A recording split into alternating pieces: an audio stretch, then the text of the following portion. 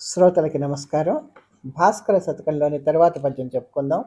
చేసిన దుష్ట చేష్టనది చెప్పక నేర్పున కప్పిపుచ్చి, తా మూసిన అంతటన్ బయలుముట్టక ఉండదే అదెట్లు రాగిపై పూసిన బంగరున్ చెదరిపోవ కడంగిన నాడు, నాటికిన్ దాసిన రాగి కానబడదా జనులెల్లరెరుంగ. భాస్కరా, చాలా చక్కటి భావంతో కూడినటువంటి పద్యాన్ని మనకి శతకారుడు అందిస్తున్నాడు.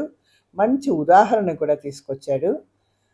రాగి మీద బంగారపు పూత పూస్తే మొదట అది ఘమకంగానే మెరుస్తూ ఉంటుంది. ఆ తర్వాత నెమ్మదిగా కాలం చెల్లుతూ ఉండంగా ఆ రాగి కనబడుతుంది, బంగారు పూత చెదిరిపోతుంది.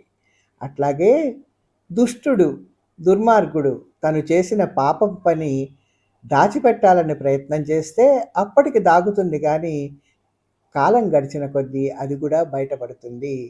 ఎప్పుడూ కూడా చేసిన తప్పు దాగదు ఎప్పటికీ అనేటువంటి ఒక చక్కటి మాటని పద్యంలో పొదిగి మనకి శతకారుడు అందించాడు.